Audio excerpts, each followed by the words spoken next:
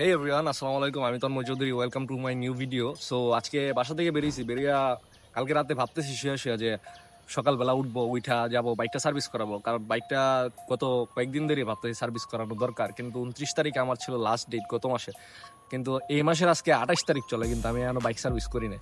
কিন্তু বাইকটা সবসময় সার্ভিসে রাখা উচিত, এই জন্য আজকে যাবো, যা বাইকটা সার্ভিস করব। বাইক সার্ভিস করবো, সাথে আমার ইঞ্জিন অয়েলটাও চেঞ্জ করতে হবে। ওইটাও প্রায় 2000 কিলোতে চেঞ্জ করছিলাম, এখন অলমোস্ট 4,500 কিলো হয়ে গেছে। তো 2,500 কিলোমিটার চলে গেছে। তো এত লং টাইমও বাইকের সাথে একটা ইঞ্জিন অয়েল ইউজ করা উচিত না। যদিও আমি সিনথেটিক ইউজ করি, সিনথেটিকে মোটামুটি 2500 কিলোমিটারের মতো চালানো যায়।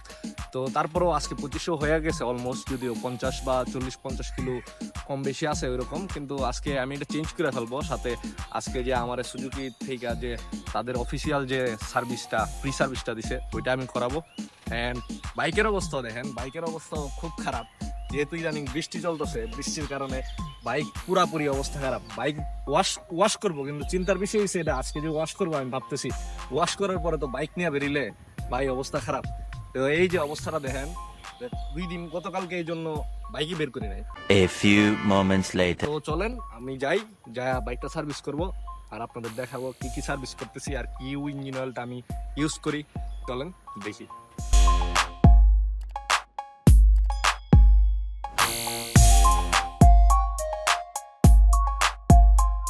ফুলটা দিবেন না?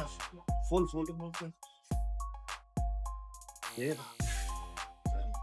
তো এই সে ইঞ্জিন অয়েল শেষ।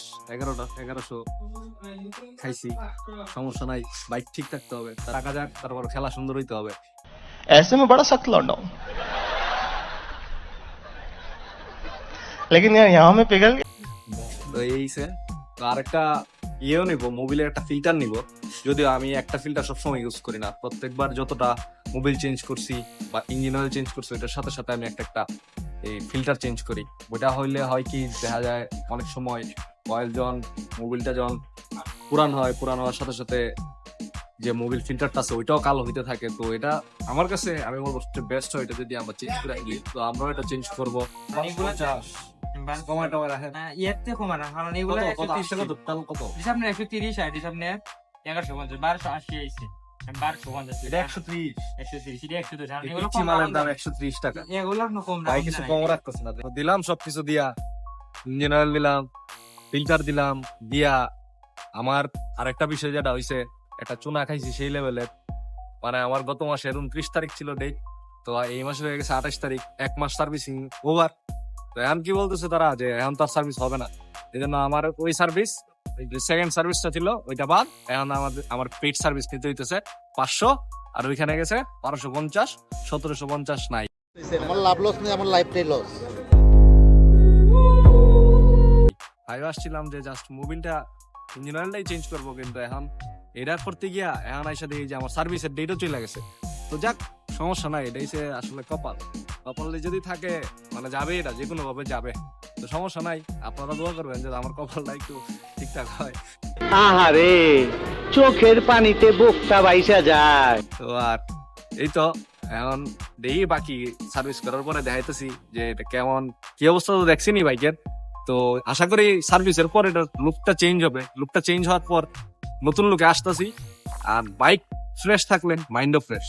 তো বাইক ওয়াশিং সার্ভিসিং সব শেষ করে এখন বেরিয়েছি।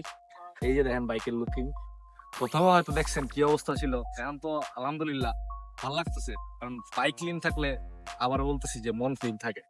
বাইকের অবস্থা যদি ভালো না থাকে, মন এমনি খারাপ থাকে।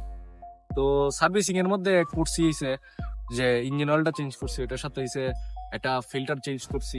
তারপরে তারা পুরোটা বাইক খুলছে, খোলার পরে এয়ার ফিল্টার চেক করছে, ওইটা ক্লিন করছে। ক্লিন করার পর ভিতরে আরো ময়লা টয়লা ছিল, ময়লাগুলা দেখতে পারতেছেন বাইকের টোটাল লুকটা। এই ছিল আজকের total bike related servicing and video. তো ভালো থাকেন সবাই, সুস্থ থাকেন। নতুন নতুন ভিডিও পেতে বেশি বেশি কমেন্ট করেন, শেয়ার করেন, পাশে থাকেন।